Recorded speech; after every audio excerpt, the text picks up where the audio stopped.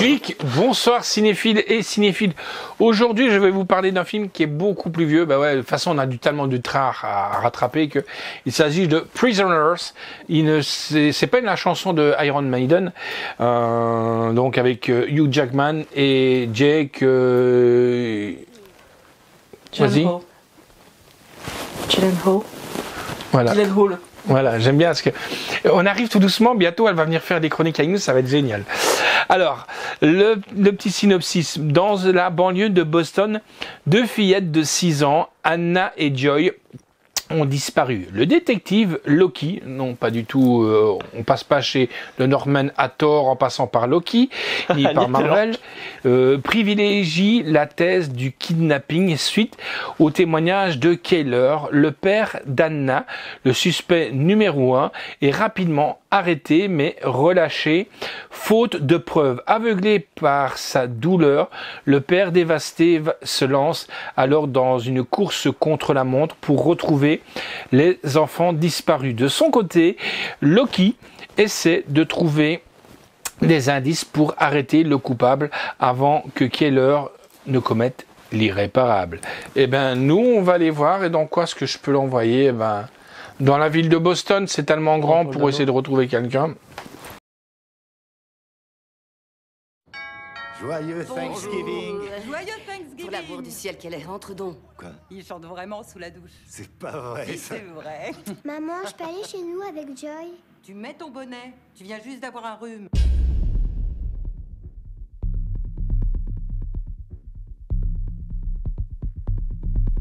Elles sont où vos sœurs? Je les trouve nulle part. Anna? Joy? J'ai fouillé toute la maison, elles sont pas là. Papa, il y avait un camping-car et elle jouait à côté. Et il y avait quelqu'un dedans. Je les ai pas trouvés! Je suis l'inspecteur Loki. Vous avez des enfants, inspecteur? Je vais retrouver vos filles. Les mains en l'air tout de suite! Allez! T'as caché ces gamines quelque part, Alex? Je sais que t'as caché ces gamines.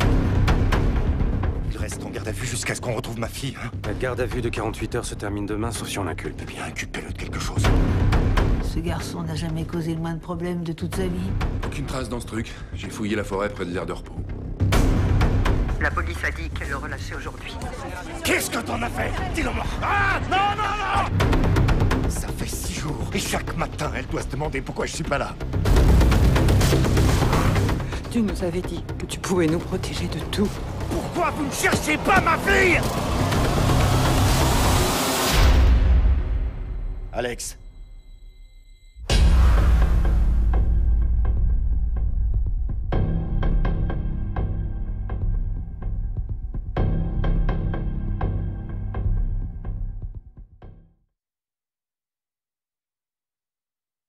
Alors, qu'est-ce que tu en as passé? Parce que c'est toi qui me l'as conseillé, ce film slasher. Je pense que ça fait la 4e fois que je vois du coup. J'ai beaucoup aimé ce film, un film de Denis Villeneuve. Denis Villeneuve m'avait convaincu pour Blade Runner. J'ai pas encore vu le reste de sa filmo, c'est-à-dire Dune, c'est-à-dire l'autre film avec Jake Gyllenhaal. Je ne tombe plus sur le nom. Dune aussi. Dune. Doom. Dune, pas vous. Dune. Non, mais l'autre film qu'il a réalisé avec une araignée géante, même je me souviens. Ennemi. Mais j'ai beaucoup aimé ce film. En fait, pour moi, c'est pas le meilleur film de Jake Gyllenhaal, vraiment pas. Il était beaucoup mieux dans Nightcrawler. Mais pour moi, c'est l'un des meilleurs, je dirais le 2e meilleur film de Paul Dano. Un acteur que j'affectionne particulièrement, Little Miss Sunshine, There Will Be Blood, The Batman plus récemment. Un acteur que j'adore, qui là joue superbement bien dedans parce qu'il joue il joue une personne retardée. Ouais. Donc qui joue superbement bien.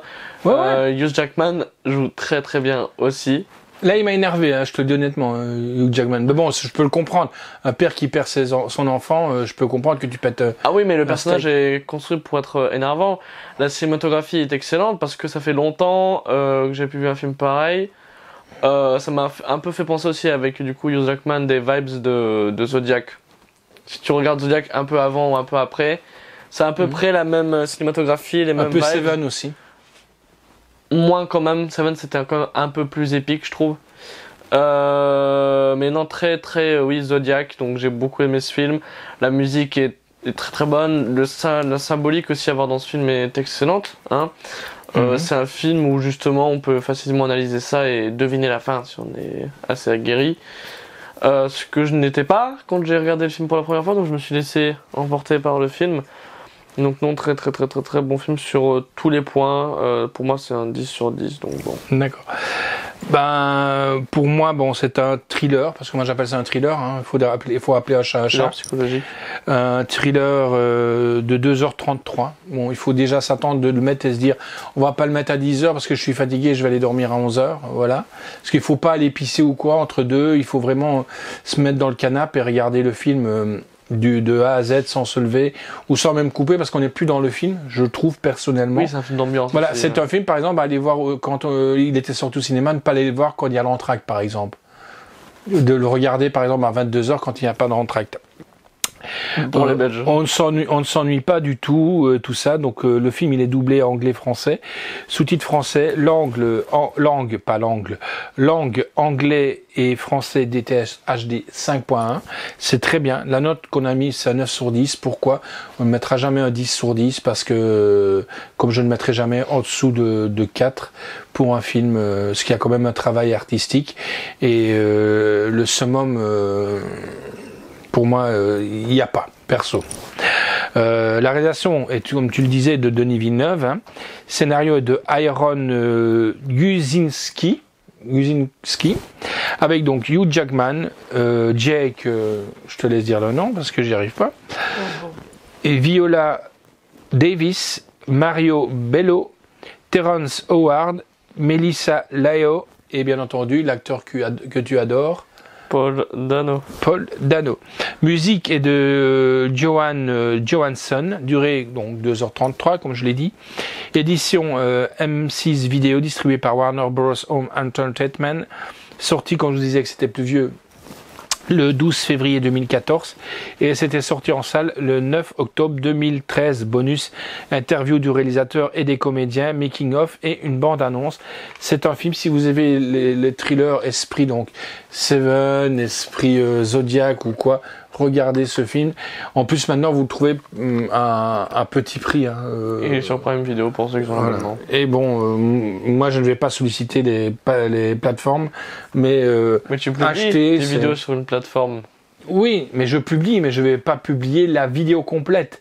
Donc les gens peuvent. Du coup, tu vas couper cette vidéo-là?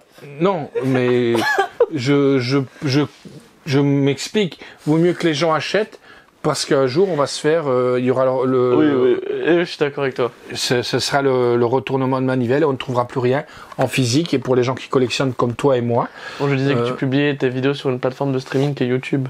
Oui, de critique. Mais je ne publierai jamais un film. Voilà. Heureusement. Pourtant, on me l'a demandé. Hein. On me l'a demandé. Oui, mais on aurait un peu des problèmes avec les éditeurs. Ouais. Et il y a aussi, je tiens à préciser, c'est pour ça qu'on vous montre les produits, parce que on ne fait pas du téléchargement, ni rien. C'est vraiment des produits qu'on a pour nous, qu'on achète. Voilà. Bon film que je vous conseille.